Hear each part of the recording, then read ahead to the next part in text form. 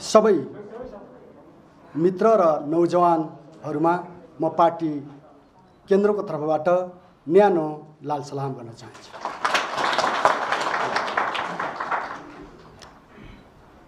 सर्वप्रथम यो आज एउटा खुसीको क्षणमा हामीले सधैँ एउटा छलफल पार्टीमा गर्ने गरेका छौँ कि पार्टीले कसरी सोच्छ त्यो धेरै महत्त्वपूर्ण कुरा छ।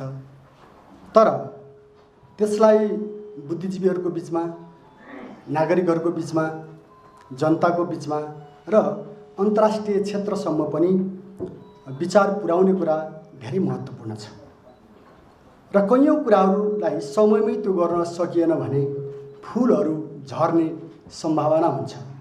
फुलहरू फुल्छन् र त्यो फुलेका फुलहरूलाई समयमै हामीले चाहिँ अन्तर्राष्ट्रिय क्षेत्रमा या उचित ठाउँमा चाहिँ प्रस्तुत गर्न सक्नुपर्छ भन्ने हाम्रो दृष्टिकोण थियो र त्यही दृष्टिकोण अन्तर्गत रेड फ्रन्ट प्रकाशित भएको छ र त्यसमा हामीले सबै गहिरा विषयहरू राखिसकेका छैनौँ।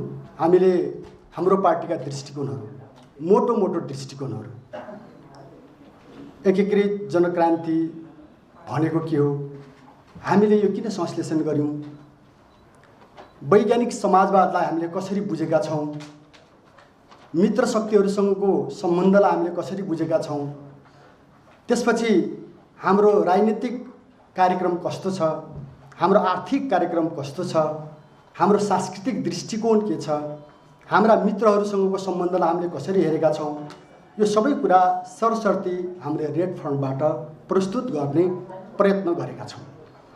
अन्तर्वार्ताबाट, लेखबाट र विभिन्न वक्तव्यहरूबाट र त्यो तपाईँहरूको बिचमा पुगेकै छ र यहाँ केही तिथिमितिहरूको बारेमा बुद्धिजीवी मित्रहरूले जुन सुझाव प्रस्तुत गर्नुभएको छ त्यसलाई हामीले स्वागत गर्नुपर्छ र आत्मसात गर्नुपर्छ। यो कुरा साँचो हो कि तथ्यहरू अन्तर्राष्ट्रिय क्षेत्रमा जाँदाखेरि तिनै के हुन्छन् त भन्दाखेरि एउटा अध्ययनको स्रोत बन्छन्। त्यसैले त्यस्तो कुरामा ध्यान दिनुपर्छ भन्ने जो सुझाव छ त्यसलाई हामीले गम्भीरतापूर्वक नै ग्रहण गर्छौँ। धन्यवाद छ। त्यसपछि आउँछ कि कुरा हामीले दुईवटा विद्रोह गरेका थियौँ, यहाँहरू सबैलाई थाहा छ। एउटा हामीले कम्युनिस्ट आन्दोलनमा देखा पर्न थालेको विसर्जनवाद, अवसरवाद, अराजकतावाद जो मान्यताहरूबाट फर्किँदै गएको थियो कि दृष्टिकोणबाट, आफ्नो आदर्शबाट, विचारबाट, नीतिहरूबाट फर्किँदै पतन हुँदै विचलनतिर गइराखेको हामीले देख्यौँ र हामीले त्यति बेला माओको एउटा उक्तिलाई सम्झ्यौँ, गलतको विरुद्धमा विद्रोह गर्नु हरेक नागरिकको अधिकार हो, जनताको अधिकार हो। जति बेलासम्म लोकतन्त्रले या समाजवादले जनताको विद्रोहको अधिकारलाई सुनिश्चित गर्दैन, मानव मुक्तिको कल्पना गर्न सकिँदैन, त्यो भित्र होस् या बाहिर होस्। त्यसैले हामीले ठुल्ठुला बहसहरू चलायौँ र हाम्रै अगुवाहरू, नेताहरू, त्यति बेलाको सन्दर्भमा जनयुद्धको नेतृत्व गरेर आउनुभएका नेताहरूको विरुद्धमा हामीले विद्रोह गर्यौँ। त्यो एउटा निकै गम्भीर विषय थियो। जो कुरा हुनुपर्छ कि पर्दैन भन्ने एउटा नेपालमा डिबेट थियो। हामी अलग हुनुपर्छ कि पर्दैन, हुनुहुन्छ कि हुन्न, ठुलो बहस थियो र कैयौँ मित्रहरूले मलाई भेटेर भन्नुभएको छ अहिले नगरौँ, अझै समयको भएको छैन, आत्तिनु हुँदैन, बुढाहरूलाई सम्झाउनु पर्यो, सबैलाई मिलाउनु पर्यो, तपाईँहरूले पनि यहाँभित्र बरु अरू गर्नुहोस्। र कहिलेकाहीँ यस्ता अनौठा लाग्दाखेरि सुझाव पनि आए, बरु के हल गरिदिनुपर्छ, हामी हल गरिदिन्छौँ। थुप्रा कुराहरू आए। हामीले भन्यौँ राजनीतिमा, कम्युनिस्ट विचारमा, हामीले 3000 वर्ष यताको समाजवादी आन्दोलनमा, खास गरी वैज्ञानिक समाजवादको यो 173 वर्षको सङ्घर्षमा, बहसमा र नेपाली कम्युनिस्ट आन्दोलनको एउटा 72 वर्षको लडाइँमा हामीले जे बुझ्यौँ, जे पढ्यौँ, जे सभ्यताको बारेमा मतलब चाहिँ हामीले जान्यौँ, योसँग सम्बन्धित विषय हो। यो कुनै व्यक्तिको इच्छासँग सम्बन्धित विषय होइन, यो कुनै पद प्रतिष्ठा र सुविधाको विषय होइन, यो एउटा आदर्श र सिद्धान्तको कुरा हो। हामीले आफ्नो उद्देश्यलाई प्राप्त गर्नको लागि प्रतिबद्धताको कुरा हो यो। त्यसैले मैले कयौँ साथीलाई भनेको छु, हामी सुझाव मान्छौँ, तर त्यो हदसम्म जुन हदसम्म हाम्रो आदर्श सुरक्षित हुन्छ। हामी हामी त्यस्ता सुझावहरूलाई हरेक पटक खण्डन गर्छौँ जो सुझावहरूले हाम्रो आदर्शलाई धक्का दिन्छ। व्यक्तिले असीमित सुविधा पाएर आदर्शहरूमा विचलन आउँछ भने हामी कुनै पनि सुझाव सल्लाहलाई स्वीकार्नु हुँदैन। हामीले भन्यौँ र हामीले विद्रोह गर्यौँ र मान्छेले भन्थे यो पार्टी नै बन्दैन, पार्टी बन्नै सम्भव छैन। अनि हामीले अर्को विद्रोह पनि गर्यौँ। फेरि सँगसँगै हामीले के भन्यौँ भने हामी कम्युनिस्ट, हामी समाजवाद चाहन्छौँ, वैज्ञानिक समाजवाद चाहन्छौँ, हामी नेपाली श्रमिक जनताको अधिकार सुनिश्चित भएको समाज व्यवस्था हामी चाहन्छौँ, यहाँ भएको छैन। त्यसैले हामीले जबरजस्त लादिएको संसदीय व्यवस्था र दलाल पुँजीवादी सत्ताको विरुद्धमा हामीले विद्रोह गर्यौँ। उहाँहरूले हामीलाई नगर्नुहोस् भन्नुभएको थियो। कयौँ मान्छेले बेला भएको छैन भन्ने पनि थियो। तपाईँहरू धुलो पिठो हुनुहुन्छ भन्ने त्यो पुरानो जमाना होइन। फेरि हामीलाई एउटा सुझाव आएको थियो, आज विज्ञान र प्रविधिले यसरी विकास गरेको छ, तपाईँ चप्पा चप्पामा देखिन सक्नुहुन्छ, तपाईँ कहीँ पनि सुरक्षित हुनुहुन्न। त्यसैले यो विद्रोह नगर्नु सम्भव छैन, अर्को तरिकाले सोचौँ। तर हामीले त्यसलाई पनि त्यो सुझावलाई पनि त्यस हदसम्म मात्रै स्वीकार गऱ्यौँ कि हाम्रो आन्दोलन, हाम्रो क्रान्ति, हाम्रो विचारलाई धक्का नपुग्ने तहसम्म गऱ्यौँ। जब सीमाहरू भत्कियो हामीले विद्रोह गऱ्यौँ र त्यति बेला पनि भन्यो कि हामीलाई यो केही दिनको रमाइलो मात्रै हो, यो टिक्दैन, नेपालमा सिद्धिन्छ, त्यो कुरा गरिएको थियो। यो दुईटा विद्रोह नेपालको इतिहासमा विशिष्ट महत्त्वका विद्रोहहरू छन्। यसलाई हामीले भनेका छौँ कि यो दुईटै विद्रोह कस्ता पनि हुन् त मित्रहरू भन्नुहुन्छ भने नर्मल साधारण जनताले त्यति चाहेको विद्रोह होइन नि। कयौँ बुद्धिजीवी साथीहरू र हाम्रा हितैषी मित्रहरूले चाहेको विद्रोह होइन नि। यो हामीले कम्युनिस्ट आन्दोलनमा प्राप्त गरेको ज्ञान, त्यसको विचार, नीति र त्यसले हामीभित्र पैदा गरेको आत्मविश्वास, हामी आफैले संश्लेषण गरेका नयाँ नीतिहरूको बलबाट हामीले यो विद्रोह सङ्गठित गरेका छौँ र आज हामी यहाँ आइपुगेका छौँ मित्रहरू। र आज यहाँ आउँदाखेरि यहाँ धेरै कुराहरू छ, आज समय त्यति छैन, हामी छलफल पनि गर्नेछौँ जो मित्रहरूले भन्नुभएको छ। हामीले हेर्छौँ मानव जातिले 10,000 वर्षको एउटा यात्रामा राम्रोको लागि लड्दै आएको छ, भन्दा राम्रोको लागि विद्रोह गर्दै आएको छ। मान्छेले निरन्तर पुरानो समाज, पुराना सम्बन्धहरू, आर्थिक जीवन, राजनीतिक जीवन, सांस्कृतिक जीवनहरूलाई खुरुखुरु गोरुको जस्तो स्वीकार गरेर हिँडेको छैन। जब उसको जीवनमा ज्ञान आउँछ, उसले शिक्षा लिन्छ, देख्छ, त्यसपछि मान्छेले विद्रोह गरेको छ। हरेक विद्रोहहरू अग्रगामी हुन्। हामी त के भन्छौँ, ढुङ्गे युगबाट कृषि युगमा प्रवेश गराउन अथवा दास युगमा प्रवेश गराउनु पनि एउटा रेभोल्युसन थियो। त्यो अग्रगामी रेभोल्युसन थियो। दासहरूले विद्रोह गरे, त्यो एउटा अग्रगामी थियो। पुँजीवादीहरूले विद्रोह गरे, त्यो अग्रगामी थियो। र पुँजीवादसम्मले पनि मानव जातिलाई हैन उन्नत एउटा जीवन दिन सकेन। यति धेरै चरम शोषण भयो, त्यसको बारेमा म त्यो अलिक पुरानो पनि भएछ, अहिले पनि त्यो हो। आजको दुनियाँमा पनि तपाईँहरूले हेर्नुभएको छ, पुँजीवाद विवादमा छ। पुँजीवादप्रति पुँजीवादीहरू नै सन्तुष्ट छैन। पुँजीपति वर्गले गरेको भ्रमलुट, अत्याचार र अति केन्द्रीकरण, अति शोषण, धनको सञ्चयबाट पुँजीवादी बुद्धिजीवीहरू र लोकतन्त्रवादी बुद्धिजीवीहरू पनि सन्तुष्ट छैन। र आज विश्वमा उनीहरूले पनि डिबेट चलाइरहेको, छेडिरहेको हामी देखेका छौँ कि पुँजीवादले चल्दैन, काम चल्दैन पुँजीवादले। यति अन्तर परेर गएको छ, थुप्रै परिवर्तन आएका छन्, त्यो कुरा साँचो हो। आज पनि पुँजीवादले ठुला रेभोल्युसनहरू ल्याइराखेको छ, क्रान्तिहरू ल्याइराखेका छ, त्यसलाई हामीले स्वीकार्नु पनि पर्छ। पुँजीवादका सबै पक्षहरूलाई हामीले चाहिँ इन्कार गर्नुपर्छ भन्ने होइन। आज आएको प्राविधिक क्रान्तिको चाहिँ विकास, आज यातायात क्षेत्रमा देखा परेको, आज सूचना सञ्चारमा देखा परेको, आज विश्व बजारमा देखा परेका यी पुँजीवादका सकारात्मक पक्षहरू हुन्। यसले ल्याएको छ। मानव जातिलाई हामी अलग थलग पार्न सक्दैनौँ र पार्नु हुँदैन। सभ्यताबाट कुनै पनि वैज्ञानिकले या नागरिकले अनुसन्धान गर्ने आधुनिक सभ्यताबाट विश्वलाई अलग राख्न सकिँदैन, राख्नु हुँदैन। त्योमा हामी प्रष्ट छौँ। तर त्यसलाई मान्छेले व्यापारको हतियार बनाउन पाइँदैन। त्यसलाई निश्चित मान्छे, वैज्ञानिकहरूको अनुसन्धानलाई, बुद्धिजीवीहरूको अनुसन्धानलाई, नयाँ युवाहरूको अनुसन्धानलाई मालिकहरूले आफ्नो व्यापारको वस्तु मात्रै बनाउनु हुँदैन, त्यसलाई मानव जातिको हितमा प्रयोग गर्न सक्नुपर्छ। हामीले त्यो भन्यौँ नि, हरेक कुरा अनुसन्धान गरिन्छ, त्यो श्रमबाट गरिन्छ र त्यो अध्ययन अनुसन्धानबाट गरिन्छ। जब त्यो बजारमा पुग्छ, मालिकको नियन्त्रणमा हुन्छ। र आज त हामी एउटा पेटेन्ट राइट पनि तपाईँले सुन्नुभएकै छ, एउटा कम्पनीले पहिलो सुरुमै बुकिङ गर्यो भने कसैले त्यसलाई खोज्न पनि पाउँदैन, बनाउन पनि पाउँदैन। यस्तो अत्याचार, यो एकलौटी पुँजीवादीहरूको स्वेच्छाचारी शोषण, अत्याचार आजको विश्वको समस्या हो। केही देशमा धन यति धेरै थुप्रिएको छ जो आवश्यकै छैन, केही मान्छेहरूसँग धन यति थुप्रिएको छ, त्यो उसको अधिकार हो कि होइन, त्यो बहस त संसारमा गर्नु पर्यो नि।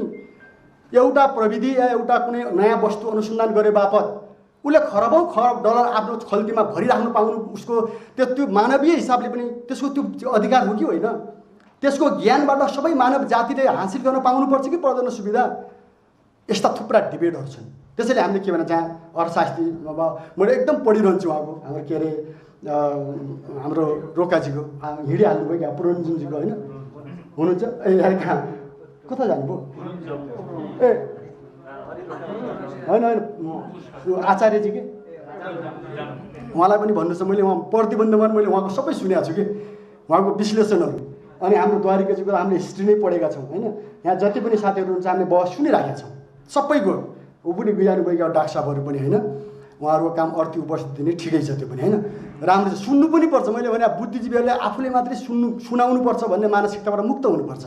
अर्काको कुरा पनि सुन्नुपर्छ कि ज्ञान भनेको एकलौटी हुँदैन। ज्ञान भनेको कस्तो हुन्छ भने ज्ञान कस्तो हुन्छ भने अन्तरसङ्घर्ष र अन्तरसम्बन्धबाट जन्मिने चिज हो। त हामीले त्यसैले कस्तो भनेको छौँ भने आज जो छ यो विश्व, यसलाई हामीले चिर्नुपर्छ। पुँजीवादीहरू नै पुँजीवादबाट चल्दैन भन्ने निष्कर्षमा पुगिराखेको बेला नेपालका कैयौँ कम्युनिस्टवादीहरू जिउँदो जाग्दो पुँजीवाद, यसको सेवा गर, यसलाई ल्याऊ घरभित्र हुल लुट, यो त लज्जास्पद कुरा हो नि। लाज मान्नु पर्दैन यस्तो। अथवा नेपालका डेमोक्रेटहरू भन्ने, मैले काङ्ग्रेसको साथीहरूलाई भन्ने गरेको छु कि तपाईँले भनेको संसदीय व्यवस्था र लोकतान्त्रिक समाजवाद एउटै हो कि फरक फरक हो? यो डिफाइन गर्नु पऱ्यो, परिभाषित गर्नु पऱ्यो नि। लोकतान्त्रिक समाजवाद र संसदीय व्यवस्था अलग अलग हो नि, के हो त्यो ल्याउनु पऱ्यो, बहस गर्नु पऱ्यो। त्यसको आर्थिक कार्यक्रम के हो, त्यसको राजनीतिक कार्यक्रम के हो? एउटै हो भने किन भन्नु पऱ्यो लोकतान्त्रिक समाजवाद? जनतालाई भ्रम पार्न? त्यहाँ काङ्ग्रेसले यो बहस सोच्नु पऱ्यो। अर्कालाई उपदेश दिने मात्रै होइन होइन, अरू सब लोकतन्त्र विरोधी हुन् भन्ने होइन। लोकतन्त्रले, पुँजीवादी लोकतन्त्रले नपुगेपछि वैज्ञानिक समाजवादी लोकतन्त्र अगाडि सारिएको हो। समाजवादलाई लेनिनले भन्नुभयो प्रजातन्त्रको उत्कृष्ट अभ्यास वैज्ञानिक समाजवाद। लेनिनले छोटोमा संश्लेषण गर्नुभयो नि। त्यसैले हामी के देख्छौँ भन्दाखेरि मित्रहरू भन्दा आज पुँजीवाद यस्तोमा छ र यहाँ जो आइराखेको छ नेपालमा हामी के देख्छौँ भने यसले काम चलिरहेको छैन। यो त झन् दलाल पुँजीवाद हो, जो भन्नु पनि भएको छ। यसलाई विभिन्न अर्थशास्त्रीय दृष्टिकोणबाट, समाजशास्त्रीय दृष्टिकोणबाट, विभिन्न सम्बन्धहरूबाट हामी हेरौँला, छलफल गरौँला, तर हामीले त्यत्तिकै भनेका छैनौँ। यो दलाल पुँजीवाद भनेर केही नबुझेर त्यत्तिकै लेखिदिएको कुरा होइन यो होइन। कैयौँ साथीलाई अहिले पनि सामन्तवादी छ भन्ने पनि लाग्छ, त्यो ठिकै छ, त्यो बहस हामी खोल्यो। तर यो यति छर्लङ्ग भइसकेको छ आजको दिनमा आउँदा, नेपालको दलाल पुँजीवाद नै नेपाली जनताको दुर्दशा हो आज। त्यो त सँगै देखिन्छ नि, राजनीतिमा आज देखिएन? सबै मान्छेले सङ्घर्ष पनि भन्छन् र आजका निर्णयहरू नेपालबाट कोही पनि भएका छैनन् भनेर पनि भन्दैछन्। त्यो हामीले भनेका छौँ र होइन? राति 12 बजीको निर्णयले हामीलाई लादियो भन्छ एउटाले, अर्कोले 42 अरब यहाँ खर्च गरेर अर्को गरिरहेको छ भन्छ अर्कोले यहाँ बाहिरबाट आकाशवाणी आइरहेको छ भन्छ। सबै के हुनु, कुनै पनि पार्टीले आफूलाई चाहिँ त्योमा छु चाहिँ भन्ने आँट नगर्ने, तर सबैले त्यही भनिरहेको छ नि।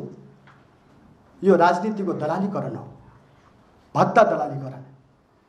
आफ्ना जनताको निर्णय लिँदा, आफ्नो देशको निर्णय लिँदा आफैले सोच्न सकिँदैन र त्यो नीतिलाई लागू गर्न सकिँदैन भने किन नेता बन्ने, किन पार्टी खोल्ने, किन त्यसको नेतृत्व गर्छु र देश चलाउँछु भन्ने? त्यो त गलत छ नि त। अनि यो कि दलाल पुँजीवाद नभएर के हो?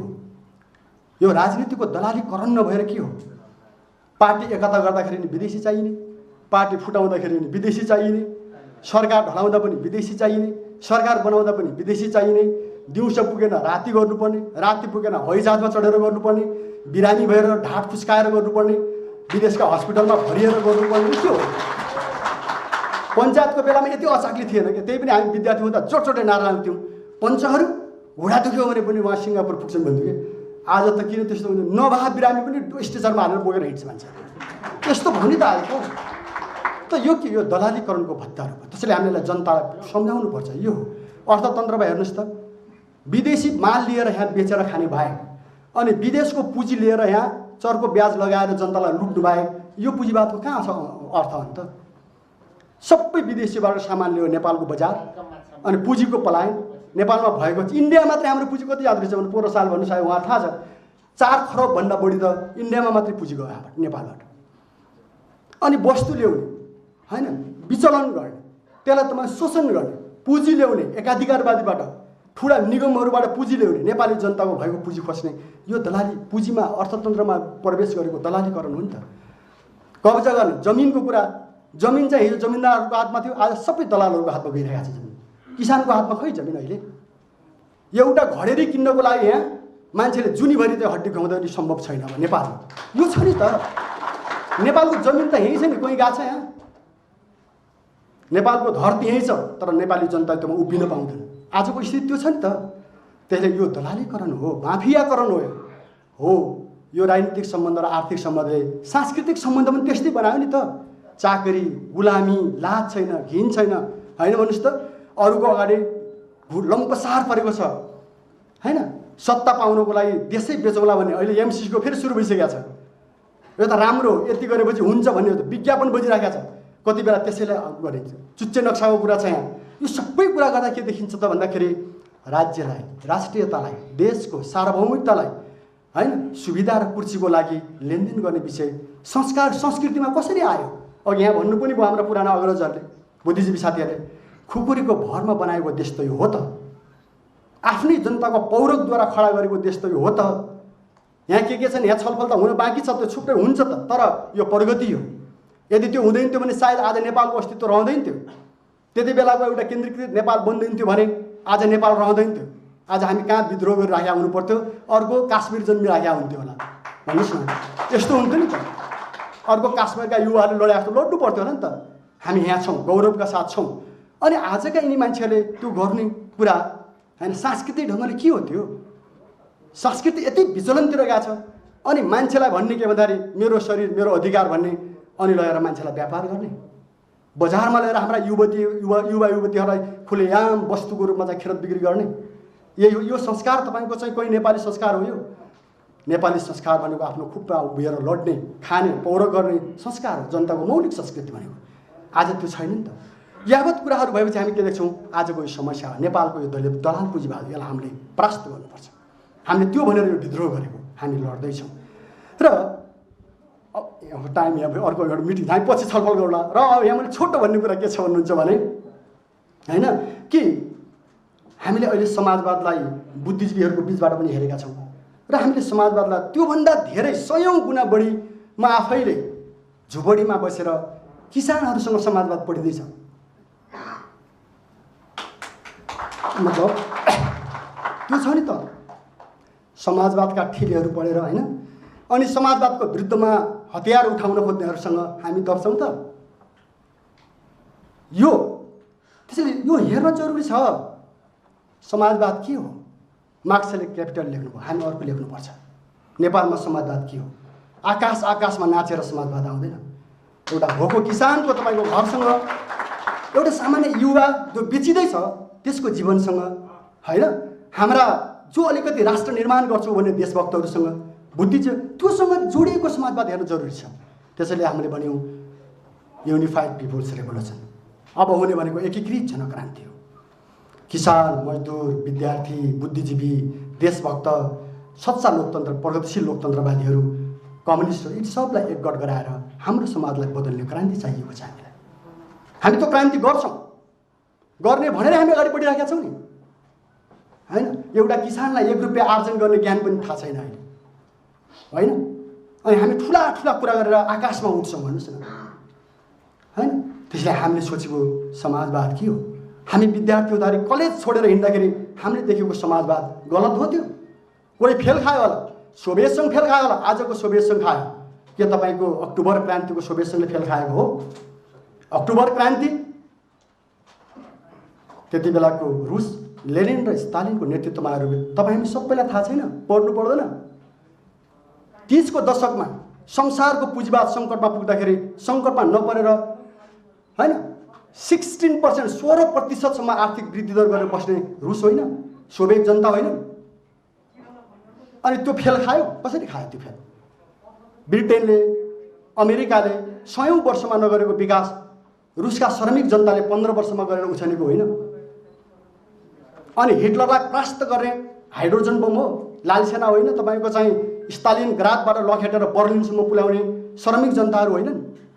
यो कुरालाई हामीले के गर्नुपर्छ भने राम्रोसँग गहिरो गरी बुझ्नुपर्छ। त्यसैले मैले भनेको कुरा के हो भन्नुहुन्छ भने समाजवादी आदर्शबाट हामी किञ्चित विचलित छैनौँ र हुनु हुँदैन। आज प्रयोग हुँदैछ, चीनले एउटा प्रयोग गर्दैछ, हामी हेर्दैछौँ। चीन कति समाजवादी हो र कति पुँजीवादी हो त्यो पनि एउटा बहसको विषय निश्चित छ। तर म यति चाहिँ भन्छु, अमेरिकाको एकाधिकार पुँजीवादी वर्गभन्दा चीनको विशेषताको समाजवाद प्रगतिशील छ। त्यो साँचो कुरा हो। चीनको माओ सेतुङले खडा गरेको समाजवादको जगमा आज चीन जहाँ आइपुगेको छ त्यो चीनले हो आजको चीन बनाएको। माओ सेतुङले नयाँ जनवादी क्रान्ति गरेर समाजवाद निर्माण गरेपछि एउटा कुरा युवाहरूलाई भन्नुभएको थियो, 50 वर्षपछि तिमीहरूले अमेरिकालाई उछिन्नुपर्छ। म एकचोटि चीन जाँदाखेरि चीनको एउटा विद्यार्थीले मसँग भन्नुभएको थियो, माओले 50 वर्ष अगाडि जो भनेर छोड्नु भएको थियो हामी त्यसैमा छौँ कामरेड। सपना त देख्नुपर्छ नि। सपना विहीन मान्छेको मृत्यु हुन्छ। जसले अन्धकार देख्छ र सपना देख्दैन नि त्यसको जीवन चौपट हुन्छ। त्यसैले त्यो फेरि तथ्यसङ्गत र वैज्ञानिक हुनुपर्छ हैन। आजको चीन जहाँ छ हामी के देख्छौँ भने त्यो समाजवादी योगदान। ल ठिकै छ, आजको चीनमा त हामी बहस गरौँला, तर माओकालीन चीन जसले आजको चीनको जन्म गरायो त्यो चीनले 100 वर्षका पुँजीवादी इतिहासहरूलाई धुलोपिटो पारिदिएको होइन। त्यसैले कुरा के छ भन्नुहुन्छ भने हामीले शिक्षा त पक्कै लिनुपर्छ हैन, कमी कमजोरीलाई सिक्नुपर्छ। यसरी हामीले समाजवादलाई हेर्दैछौँ। र आज हामीले कस्तो सोचेका छौँ भन्दाखेरि हैन कि समाजवाद कस्तो हुनुपर्छ भन्दाखेरि जनताले खाना पाउनु पर्यो। पहिला खाना पाउनु पर्यो के जनताले। खाना पेटमा त अन्न पर्नु पर्यो नि। अनि जर्चरका कुरा गरेर के काम छ त्यसको भनेको? जनताको छोराले पढ्न पाउनु, एउटा समान शिक्षा पढ्न पाउनु पर्यो नि। धनीको छोराले महिनामा 50,000 तिरेर चाहिँ हैन एउटा शिक्षा पढ्नुपर्ने, अनि गरिबको छोराले कख पनि हेर्न नपाउनु पर्ने। आज त छ त नेपालमा। यो कुरा त काङ्ग्रेसको नयन अयरले पनि भन्नुभयो के अरे हैन, नयन महरले पनि भन्नुभयो के। मलाई खुसी लाग्यो, मैले रेडियो सुनिराखेको थिएँ प्रतिबन्धको बेलामा शिक्षा र स्वास्थ्य चाहिँ राज्यले लिनुपर्छ भन्नुभयो। यो समाजवादी चेतना हो। हामीले त्यही भन्यौँ नि त। जनताले खाना पाउनु पर्यो, जनताले पढ्न पाउनु पर्यो, समान पढ्न पाउनु पर्यो अवसर। अनि कम्युनिस्टको छोराछोरीले राम्रो पढ्नै हुन्न जस्तो कि पुँजीवादीको ठेक्का हो आधुनिक वैज्ञानिक सिद्धान्त के अरे शिक्षा पढ्ने, सबलाई लखेटेर जनताको छोराछोरीले पढ्ने। यो जो भ्रम गरिन्छ नि हामीले स्वास्थ्य, तपाईँ हामीले देखेनौँ गल्ली गल्लीमा के हालत भयो नेपालमा। अघि यहाँ भन्दै हुनुहुन्थ्यो कसले त पुरुन्जनजीले, तपाईँको सडकमा हामीले सडकमा खाना खुवायौँ नि त, त्यो खै लेखेको नेपालको मिडियाले? खै हाम्रो पार्टीको बारे प्रतिबन्ध भएको बेला पनि हामीले घर बनायौँ, जनताको सेवा गऱ्यौँ हामीले। मलाई लाग्छ कुनै पनि पार्टीको भन्दा हामीले धेरै गरेका छौँ सेवा, साँच्चीको सेवा के। भूकम्पको बेलामा गरेको हाम्रो सेवा को पार्टीसँग तुलना हुन्छ? एकछिन गएर एउटा पाल बाँडेर चाहिँ टेलिभिजनमा बजाएको सेवाले सेवा हुन्छ? हामीले काँध भाँचिने गरी घर बनाएका छौँ हाम्रो साथीहरू। 3 महिनासम्म कुनै मिडियाले प्रचार गर्यो? त्यसैले मिडिया पनि दलालीकरणबाट बच्नुपर्छ हैन। मिडियाले तपाईँ के गर्नुपर्छ? आफ्नो देशको सेवा गर्नुपर्छ, जनताको सेवा गर्नुपर्छ। अनि नहुने कुरा उचाल्ने र हुने कुरातिर आक्रमण गर्ने कुरालाई रोक्नुपर्छ। आजको यो कुरा हो। त्यहाँ हामीले हेर्नुहोस् यो मिलाउँदै मिलाउँदै हामी आउँदैछौँ हैन। त्यसका समाजवाद, आजको समाजवाद के हो? आजको समाजवाद खान पाउनु पर्यो किसानले, बिक्री हुनबाट बन्द हुनु पर्यो नेपाली युवा, यहीँ रोजगार खोल्नु पर्यो, पहाड खन्नु पर्यो, फुल रोप्नु पर्यो, दाना फलाउनु हामीले खन्यौँ, हामीले बनाएका पनि छौँ। हाम्रो आत्मविश्वास छ, यो गफ होइन। हाम्रो हातमा देश आयो भने हामी 2-4 वर्षमा देशलाई उलटपुलट पार्छौँ। हामीसित आत्मविश्वास त्यो साँच्चै छ हामीसित। हाम्रा युवाहरूले आज पनि 1 पैसा नलिएर ढुङ्गासँग लडिरहेका छन् नि। हामी प्रतिबन्धमा बन्दुकसँग लड्यौँ नि, हामी बारुदसँग लड्यौँ नि, हामी झुक्यौँ। हामीले भनेका छौँ खरानी भइन्छ तर झुकिँदैन। भन्नुहोस् त, यो कुनै बनावटी कुरा होइन, आज पनि सत्य कुरा त्यही हो। समाजवाद हामीलाई कस्तो समाजवाद चाहियो भने अहिले मङ्गल ग्रहको यात्रा गर्ने समाजवाद होइन, हामीलाई आज भोको पेट भर्ने समाजवाद हामीलाई चाहियो। हाम्रा छोराछोरी जनताका छोराछोरीले पढ्ने समाजवाद चाहियो, स्वास्थ्य लिने समाजवाद चाहियो हामीलाई। हाम्रा नयाँ युवा युवतीहरू अरूको खेलाउन बन्नु नपर्ने, बिक्री नहुनुपर्ने समाजवाद चाहियो नि त। हाम्रो देशलाई अरूले चलाउन नपाउने समाजवाद चाहियो। विदेशी आएर हाम्रो सरकार नबनाइदिने समाजवाद चाहियो। विदेशीहरू आएर यहाँ पार्टी बनाइदिने समाजवाद चाहिएन हामीलाई, नबनाउने समाजवाद चाहियो, आफै निर्णय गर्ने समाजवाद चाहियो हामीलाई। महिलाहरूलाई आज जसरी दमन गरिँदैछ, विद्रोह गर्ने महिलाको अधिकारलाई पुरै सुनिश्चित गर्न सक्ने समाजवाद चाहियो। दलितहरूलाई आजको युगमा पनि छुवाछुत गर्ने पुरै समाप्त पारिदिने खालको समाजवाद हामीलाई चाहियो नि त। त्यसकारण के छ भन्नुहुन्छ भने यो त मसिनो, हामीले यही मसिनो समाजवाद हेर्दैछौँ। म अरू तपाईँहरूसँग पछि गर्नेछु, हाम्रो केही कुराहरू छ। त्यो कार्यनीति जन्म सङ्ग्रह भने के होला र भन्नुहुन्छ कयौँ साथीहरूले, के देला र के दिने कुरा आयो, लिने कुरा हो भन्नुहोस् त। तपाईँहरूले गल्ली गल्लीमा भन्नुपर्छ, घर घरमा भन्नुपर्छ, तिमीहरूले हामीलाई कम्युनिस्टलाई बन्दुके भन्ने, अधिनायकवादी भन्ने लाऊ न त। ल चुनाव हामी तयार, देऊ न त। यो पुँजीवाद ठिक कि यो लुटेरा पुँजीवाद ठिक कि जनताको समाजवाद ठिक, समाज के चुनाव गरौँ न त। यिनै लुटेराहरूलाई सधैँ सुन्नुपर्छ हामीले।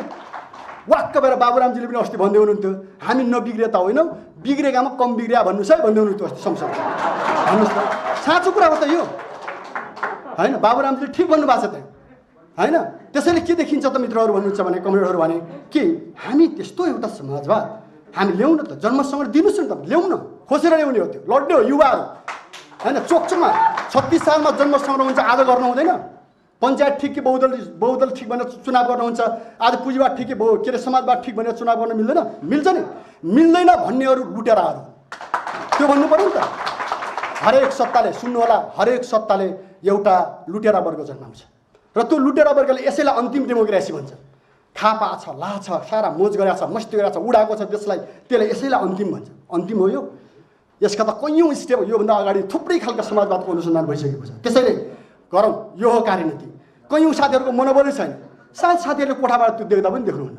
हामीलाई थाहा छ, नेपाली जनताले वैज्ञानिक समाजवाद जाउँ, हामी त पुच्च मनोबलका साथ आएका छौँ नि। कसले हाल्छ यो लुटेरा पुँजीवादलाई भोट, कसले हाल्छ यो संसदीय व्यवस्थालाई भोट, कसले हाल्छ यो देश बेचुवाहरूलाई भोट भन्नुहोस् त। त्यसैले हामी जित्छौँ होइन, वैज्ञानिक समाजवादले जित्छ। यो वैज्ञानिक समाजवाद फेरि नेपाल कम्युनिस्ट पार्टीको होइन, यो बुझ्नु होला। नेपाल कम्युनिस्ट पार्टीको होइन नि यो त हरेक बुद्धिजीवीको क्षमतालाई सुनिश्चित गर्ने व्यवस्था हो। यो हरेक वैज्ञानिक प्रतिभाशाली मान्छेहरूलाई, वैज्ञानिकहरूलाई जन्म दिने व्यवस्था हो। यो डाक्टर, इन्जिनियर, बुद्धिजीवी, प्रोफेसर, आधुनिक सभ्यतालाई जन्म दिने समाजवाद हो नि। यो सबै नागरिकको व्यवस्था हो, यो श्रमिक जनताको व्यवस्था हो नि। कहाँको कम्युनिस्टको मात्रै व्यवस्था हुन्छ त्यो?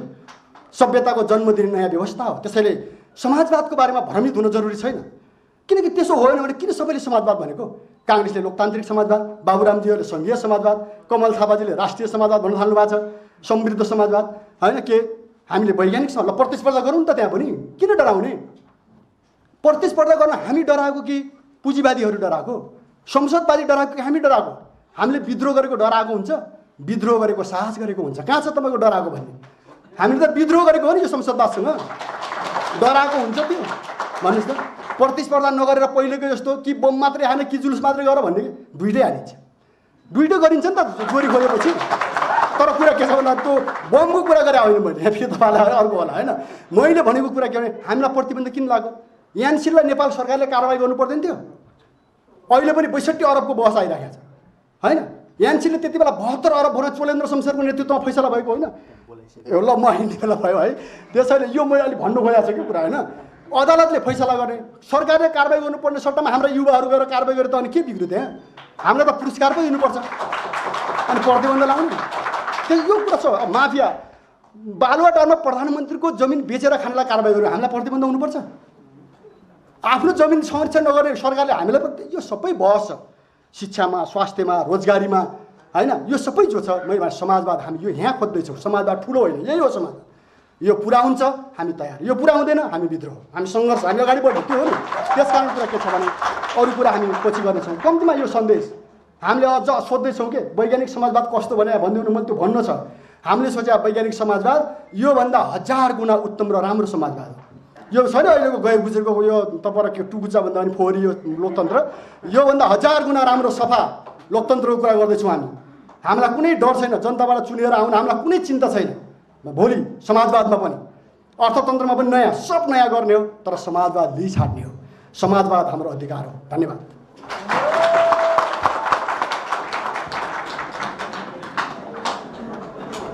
नेताहरू आएका छन्। खालि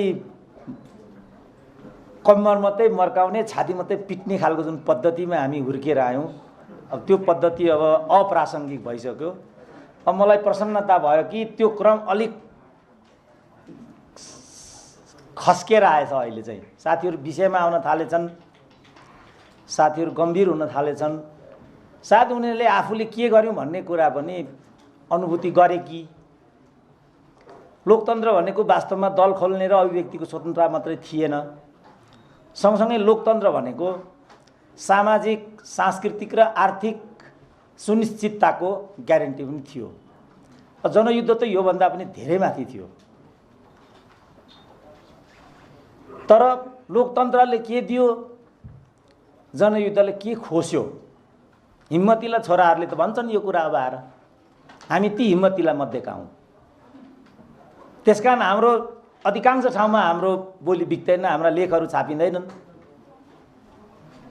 हाम्रा विचारहरूलाई मञ्च दिइँदैन। ठुल्ठुला टिभीहरूले, ठुल्ठुला पत्र पत्रिकाहरूले हामीहरूलाई दिँदैनन्। हामीले यो साम्राज्यवाद इत्यादिलाई जति नै गाली गरे पनि 21औं शताब्दीले ल्याएको पुँजीवाद र साम्राज्यवादको सबभन्दा ठुलो गिफ्ट भनेको चाहिँ विज्ञान र प्रविधि हो। विज्ञान र प्रविधिको क्षेत्रमा जुन यो सोसियल मिडियाको सेक्टर आएको छ, यो अगाडिपट्टिका यिनीहरूको इतिश्री यही हो बिचारा। अबको जनमत निर्माताहरू पनि यिनीहरू नै हुन्। तिम्रा ठुला टिभी, तिम्रा ठुला रेडिया, तिम्रा ठुला ब्रोडसिट अब गए। यसरी नै समय बदलिन्छ, यसरी नै समय परिवर्तित भएर जान्छ। यो चिजलाई हामी कसरी बुझ्छौँ भन्ने नै महत्त्वपूर्ण कुरा हो। जित्नेको लागि संसार छ भन्ने कुरा नै यही हो। हालसालै हार्वर्ड युनिभर्सिटीमा एउटा घटना घट्यो। अब संसारको सबभन्दा ठुलो र राम्रो विश्वविद्यालय भन्छन् त्यसलाई। त्यहाँ एकचोटि जान पढ्नको लागि मान्छेहरू निकै नै लालायत हुन्छन्। सायद हाम्रो देशबाट त्यो हार्वर्ड युनिभर्सिटीमा पढ्ने 2 जना भनेर मैले सुनेको छु। एकजना त यदुनाथ खनाल हो, अर्को जनाको नाम मैले बिर्सिरहेको छु, जयराज आचार्य हो कि म बिर्सिरहेको छु। त्यहाँ पढेर आउनेमा यदुनाथ खनालको त ठुलो नाम नै थियो। त्यहाँ खालि उनले पढेको मात्रै होइन कि नामसहित पढेको। पढ्न त अरू पनि कैयौँ गएका छन्, हाम्रा कत्रा कत्रा डाक्टर छन् हाम्रो देशमा। त्यसको त्यत्रो अर्थ हुँदैन। त्यो डाक्टरलाई प्रतिबिम्बन गर्न सक्नुपर्छ र त्यसको जवाफदेहिता पनि बोध गर्न सक्नुपर्छ। त्यसपछि मात्रै त्यसको अर्थ हुन्छ। त्यस हार्वर्ड युनिभर्सिटीका सबभन्दा ठुला प्रोफेसरले गएको हप्ता हार्वर्ड विश्वविद्यालयबाट राजीनामा दिए र उनले के भने हार्वर्डले जुन ज्ञान दियो विश्वको लागि, संसारका अधिकांश रुलरहरू, लिडर्सहरू, इकोनोमिस्टहरू, एक्सपर्टहरू प्रोड्युस गर्ने युनिभर्सिटी हो त्यो भनेको चाहिँ। त्यस्ता नीति निर्माताहरू, विज्ञहरू उत्पादन गर्ने हार्वर्ड युनिभर्सिटीका ती प्रोफेसरले यो भन्दै राजीनामा दिए कि वास्तवमा हार्वर्ड विश्वविद्यालयको ज्ञान अब कुहियो, सड्यो।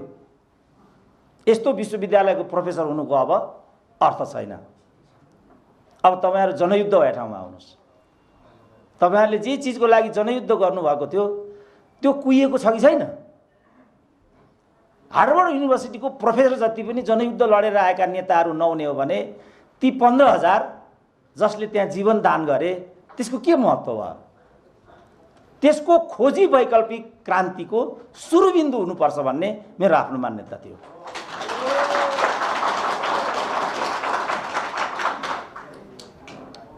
तर ज्ञान आफै पनि जटिल छ। म त फर्केर हेर्छु कति कमजोर ज्ञानले विश्वविद्यालयमा पढाइएछ। कुनै ज्ञानै नभइकन अखिलको फुच्चे नेता भइएछ। कुनै प्रशासनिक ज्ञानै नभइकन क्याम्पस चिफ भइएछ। हुँदाहुँदै प्रोफेसर पनि भइएछ। म यसो फर्केर हेर्छु कस्तो विरक्त लाग्छ भने मलाई जस्तो हाम्रो डाक्टर द्वारिकाजी यहाँ हुनुहुन्छ, नेपाल सरकारको सचिव पनि भइसक्नु भएको। बारम्बार हामी कालापानी भन्ने कुरा गर्छौँ। कति खेदजनक छ हाम्रो देशको स्थिति। त्यो कालापानी कसरी गयो होला कसैले पनि भन्न सक्दैन। पुर्खाले इन्चमा रगत बगाएर जोडेको देश हो यो। देशहरू अनेक किसिमले बनेका हुन्छन्। भर्खरै तपाईँलाई हाइटीको राष्ट्रपतिलाई उनकै राजप्रसाद भित्र गएर मारेको कथा त सुन्नु भएको छ। त्यसलाई संयुक्त राष्ट्रसङ्घले बनाइदिएको हो। बाङ्लादेशको नाम सुन्नु भएको छ, त्यसलाई भारतले बनाइदिएको हो। 30 लाख बाङ्लादेशीहरूको त्यहाँ ज्यान गएको थियो। सजिलै बनेको होइन त्यो पनि। इजरायलको नाम सुन्नु भएको छ, अर्कैले जोडिदिएको देश हो त्यो। तर हाम्रो देश त्यस्तो होइन। इन्चमा रगत परेको छ पुर्खाको यस देशमा। कुनै टर्निङ पोइन्ट यस्तो छैन जहाँ हाम्रा पुर्खाहरूको यसमा रगत पोखिएन। उनीहरूले जानेर गरे होला, नजानेर गरे होला, त्यो अर्कै कुरा हो। तर गरेको चाहिँ हो उनीहरूले। त्यहाँ यो जाति त्यो जाति भन्ने कुरा थिएन, यो लिङ्ग ऊ लिङ्ग भन्ने कुरा पनि थिएन। जवानहरू लड्नको लागि तत्पर हुन्थे। दिदी बहिनीहरू सँगसँगै साडी चोलो सिन्दुर पोते बोकेर युद्धको मैदानमा उत्रिन्थे। तत्क्षण पतिको देहावसान भयो भने तत्क्षण महिलाहरू पनि त्यहाँ सती जान्थे। त्यो प्रतिबद्धताले बनाएको देश पो हो त भाइ यो। यस्तो देशको इतिहास पनि अध्यावधिक नराख्ने हो भने अनि हाम्रो ज्ञानको के अर्थ हुन्छ?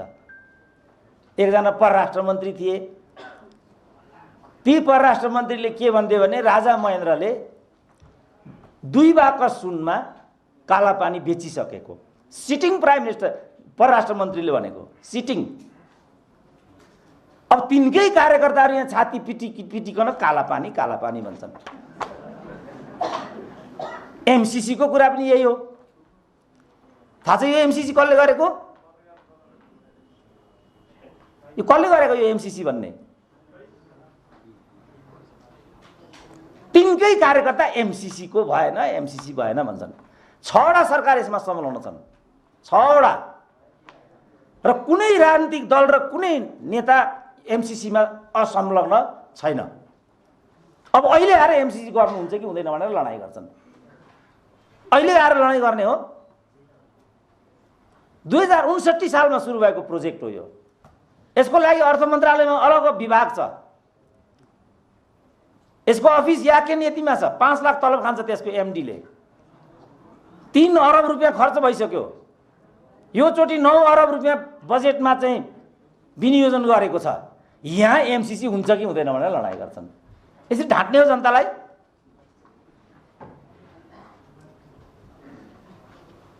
अब थोरै म यहाँ यसमा मात्रै केन्द्रित भएर म अन्त्य गर्न चाहन्छु। समय थोरै मात्रै भनिएको छ। पहिलो त साथीहरूले मलाई बोलाउनु भएको छ, यसको लागि धन्यवाद दिन चाहन्छु। म जे मैले अहिले बोलेँ अधिकांश मेरो यो बोली सुन्न चाहँदैनन्, त्यसकारण पनि बोलाउँदैनन् होला भन्ने लाग्छ मलाई। तर पापी साम्राज्यवादीले यो दिदियो बिचरा। अहिले त घर घरमा छ यो। र म नै सम्राट छु यो देशको आज। अब तिमीले भनेर हुँदैन। अब यहाँ एउटा क्यामेराले पुगिहाल्छ, कुरा सिद्धिहाल्छ। र सबैभन्दा धेरै मान्छेले त्यही सुनिहाल्छन्। हिजो पो यसको पढ्नु यसको सुन्नु यस्तो कुरा भन्थे। आज त्यो छैन। मैले रेडियो नेपाल नसुनेको 30 वर्ष भयो। गुखापत्र नपढेको 28 वर्ष भयो। किन पढ्ने त्यो? किन सुन्ने त्यो? यस्तो भयो। त्यसकारण पहिलो त यो मौका मैले पाएँ, यसमै मलाई प्रसन्नता भएको छ। जे गर्छौँ साथीहरूले भनिरहनु भएको छ, यसको लागि मेरो शुभकामना पनि छ। तर यो सजिलो चाहिँ छैन। जस्तो अघि हाम्रो पुरञ्जनजीले यहाँ भन्नुभयो यो कसले बनायो, यो कसरी बनायो भन्ने एउटा प्रश्न निकाल्नुभयो नि उहाँले। यो नेपाल राष्ट्र बन्ने प्रक्रिया र बनाउने नायकत्वको प्रश्नलाई कसरी हेर्ने भन्ने नै हाम्रो सुरुबिन्दु हो क्या। संसारभरिका मुलुकहरू कसरी बन्छन्? जर्मनी कसरी बनेको? रसिया कसरी बनेको? चाइना कसरी बनेको? इन्डिया कसरी बनेको? अनि हाम्रो नेपाल कसरी बनेको? इटालीको नामाकरण कसरी भयो? ब्रिटेनको नामाकरण कसरी भयो? ब्रिटन जातिहरूको देश हो ब्रिटेन त। आज त्यहाँ ब्रिटन जातिहरू त 2% पनि छैनन्। जातिहरू बन्ने र विलोपीकरणमा जाने यो प्रक्रिया सर्वकालिक हो, विश्वव्यापी हुन्छ यस्तो। हाम्रोमा पनि त्यो कुरा भयो भने त्यो अनौठो हुँदैन। यो विस्तार हो कि निर्माण हो? सानो एउटा शब्द मैले त्यसलाई लिएर यहाँ पनि देखेँ। अब डिबेट गरौँ न, यो विस्तार हो कि निर्माण हो त? यो देश संसार भारत कसरी बनेको ल भन्नु त? एक पछि अर्को ब्रिटिसले भारतीय राज्यहरू जित्यो, ब्रिटिस अमेरिकाभित्र आउँदै गए, हिँड्ने बेलामा मूलतः भारत एकीकृत भयो। यो प्रक्रियाबाट भारत बनेको छ।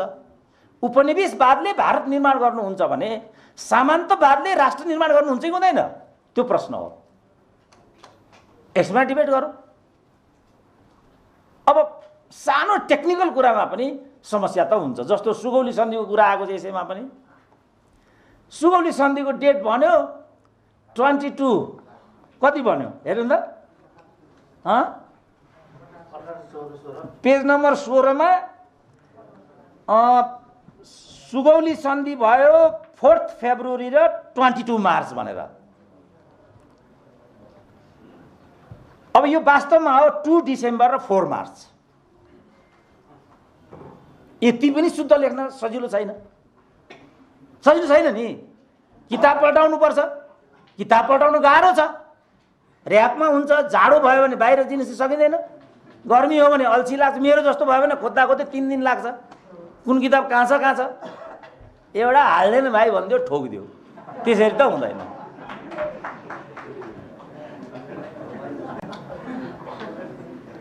किनभनेदेखि जस्तो अन्तिम हो यो मेरो लामो होला भन्ने पिर भइसक्यो। जस्तो कम्युनिस्ट पार्टीका संस्थापकहरू 5 हुन् कि कम्युनिस्ट पार्टीको जन्म 22 अप्रिलमा भएको कि 15 सेप्टेम्बरमा भएको भन्ने कुरा अहिले पनि सेटल भएको छैन। कम्युनिस्ट पार्टीको आन्दोलन 72 वर्ष भइसक्यो। यसका संस्थापक 4 हुन् कि 5 हुन्, यसको जन्म 22 अप्रिलमा भयो कि 15 सेप्टेम्बरमा भयो भन्ने कुरा आजसम्म पनि सेटल भएको छैन भने हामीले क्रान्ति गरी खान्छौँ भन्ने कुरा कसले पत्याउँछ भने? अब आएर कसले पत्याउँछ त्यस्तो कुरा? अब अहिले कसैले भनेछन् यो 22 मा जन्मियो, कसैले भनेछन् 15 नभएको, कसैले भनेछन् 4 जनाले गरेको, कसैले भनेछन् 5 जनाले। भर्खरै हाम्रो एकजना ठुलो नेताको निधन भयो, विष्णुबहादुर मानन्दरको। त्यसलाई लिएर एउटा लेख लेख्नुभयो मोहन विक्रम सिंहले। त्यहाँ उहाँले के भन्नु भने अन्त्यमा आएर विष्णुबहादुर मानन्दर नेकपामा प्रवेश गर्नुभयो, यस्तो लेख्नुभयो। नेकपा संयुक्तकै तत्त्वावधानमा त्यो कार्यक्रम आयोजित थियो। सानो कम्युनिस्ट पार्टी भएको हुनाले मलाई पनि बोलाए। हाम्रो हरिबाबु एमपी भएको जस्तो पार्टीको भए त किन पो बोलाउँथे होला र मलाई? त्यो चाहिँ सानो भएको हुनाले बोलाए मलाई पनि, म पनि गएको थिएँ। त्यही दिन मैले त्यो लेख पढेको थिएँ। उहाँले त्यस्तो लेख्नु भएको छ। अनि मैले भने विष्णुबहादुर मानन्दरको आधिकारिकता के हो? 50 वर्षपछिको पिँढीले विष्णुबहादुर मानन्दर कुन पार्टीमा हुनुहुन्छ भनेर बुझ्ने। मोहन विक्रमले लेख्नु भएको छ। उहाँ नेकपामा प्रवेश गर्नुभयो। उहाँकै पार्टीले चाहिँ हाम्रै पार्टीको मानार्थ अध्यक्षको भन्दै हुनुहुन्छ। वास्तविकता चाहिँ के हो त? त्यसकारण मिसलिड गर्ने कुरा, गलत तथ्याङ्क दिने कुरालाई वेस्टर्न सोसाइटीमा क्राइम मानिन्छ। नजाने कुरा जानिन भन्नु त पाइयो नि। मैले यो जानिनँ, कन्फ्युज भयो, नेक्स्ट टाइम भन्नुला। जस्तो हाम्रा पालामा चाहिँ सरभन्दा जान्ने कोही हुँदैन भन्ने थियो। सर पनि त एउटा मान्छे सबभन्दा जान्ने, ऊ कसरी हुन्छ र? उसले मेहनत गर्ने हो, मेहनत गरेर विद्यार्थीलाई आफ्नो ज्ञान दिने हो। कुनै कुरामा तलमाथि भयो भने विद्यार्थीसँग झगडा गर्नुको के अर्थ छ? सर यो त मिलेन भन्नु मानिलिनु तलको विद्यार्थीले। ठिक छ, मेरो स्रोतले यो भनेको छ, म यसलाई ट्याली गरौँला, भोलि यसलाई म करेक्सन गरौँला। सानो भइन्छ र? जिद्दी गर्यो भने त अब सानो भइन्छ। किन गल्ती हुन्छ? त्यो गल्तीमा जिद्दी गरेपछि त सानो भइहाल्यो नि। त्यो भएको हुनाले हाम्रो यो एउटा प्रचलन छ। समष्टिमा इतिहासलाई हेर्ने दृष्टिकोण बदलौँ, समष्टिमा आन्दोलनलाई समीक्षा गर्ने पद्धतिमा हामी अलिकति वैज्ञानिकता अपनाऊँ। के भयो यो सबै कुरामा? किन यस्तो भयो? अहिले गणतन्त्र भन्ने छ, सङ्घीयता भन्ने छ, धर्मनिरपेक्षता भन्ने छ। जनयुद्धको सबभन्दा ठुलो उपलब्धि यो हो भन्ने कुरामा साथीहरूको जोड छ। यही हो त कुरा? यही भनेर जनयुद्ध भएको हो त? यसको जनयुद्धसँग सम्बन्ध कहाँनिर छ? यो त आफूसँग मात्रै सम्बन्धित हो मैले बुझ्दा। जनयुद्ध त सर्वहारा वर्गको अधिनायकत्व कायम नहुँदासम्म अविचलित र सम्झौताहीन तरिकाले वर्ग सङ्घर्ष चलाउने अभिप्रायबाट सुरु भएको आन्दोलन थियो मैले बुझ्दाखेरि। त यहाँ त त्यो भएको छैन त। सर्वहारा वर्गको कुरै छैन यहाँ, अधिनायकत्वको यहाँ कुरै छैन, कम्युनिस्ट पार्टीको वर्चस्वको कुरै छैन, केही पनि छैन त यहाँ। अथवा यसलाई साथीहरू प्रजातन्त्र भन्छन् होइन, घुमाउरो पाराले यसमा क्लेम पनि गर्छन्। सामन्तवादले अहिले जे राज्यका पूर्वाधारहरू छन् त्यो त महेन्द्रकै पालामा भएको त हो नि। पूर्व पश्चिम त्यही बेला बनेको, कोदारी त्यही बेला बनेको, ट्रली त्यही बेला बनेको, गोरखाली रबर त्यही बेला बनेको, पाँचबारी छाला जुत्ता त्यही बेला बनेको, हिमाल सिमेन्ट त्यही बेला बनेको, हेटौँडा सिमेन्ट त्यही बेला बनेको, भ्रिकुटी कागज त्यही बेला बनेको, रोजिन एन्ड टर्पेन्टाइन त्यही बेला बनेको, साझा बस त्यही बेला बनेको, साझा यातायात त्यही बेला बनेको, उहाँहरू सचिव त्यही बेला भएको।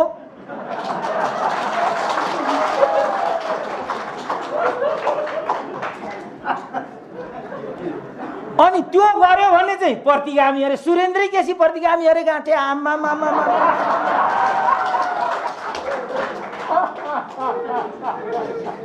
दिउँसै रात पार्ने हो।